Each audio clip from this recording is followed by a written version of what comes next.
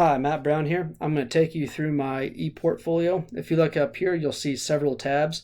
The ones we're going to go through, I'm going to start with candidate info. Click on that. You'll see a picture of myself. Scroll through the bottom. You'll see a little bit about who I am and some of my professional and personal goals.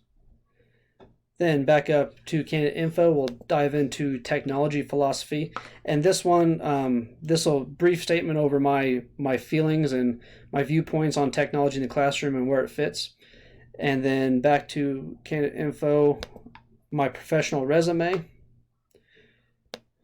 With a lot of peer review on this one, a lot of help. It turns out my resume needed some updates, but I'm pretty happy with where it is. But you'll find my education, you'll find professional experience, as well as things I do outside of the school.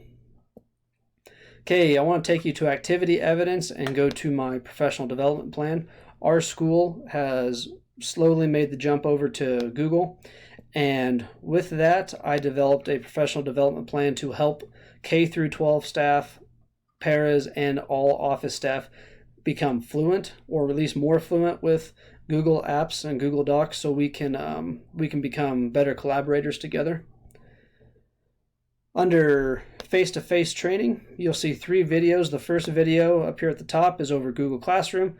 It focuses on my fellow staff members, and I just kind of went through, showed them a little bit on Google extensions. Then I went into Google Classroom, how to set up classes and how it can benefit their classroom.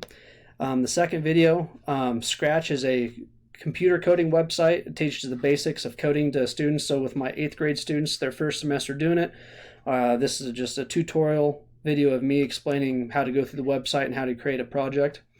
And then the last one here on the bottom over Google Earth, this one was with my 6th grade class, and I taught them how to use Google Earth to make projects for our social studies class.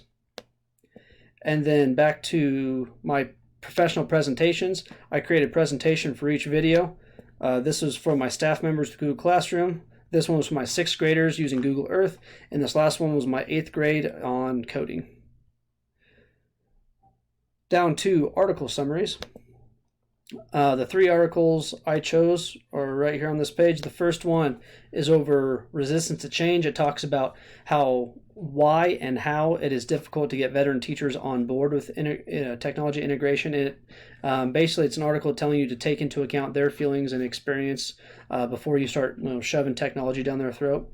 The second one is over online learning and the benefits and challenges you'll face. Again, just how it can really help your students, and then some of the things you're going to struggle with them will be mentioned in that. And then the last article down here, accessible technology, I chose text-to-speech. It's an article that covers the benefits of using text-to-speech options for struggling readers and students with disabilities. And the last thing here under activity evidence is the extra resources tab. You'll notice every resource on here I have actually created in classes throughout this entire program. They take the form of YouTube videos about FERPA, Powtoon video, visual, how to give a presentation, critical thinking, but it also covers digital citizenship and student safety.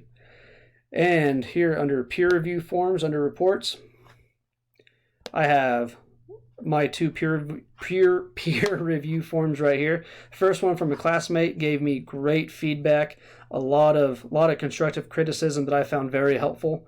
And then the second one I had, she is a coordinator from the Northwest Kansas Educational Service Center, which is where in fact we get most of our in-service training from.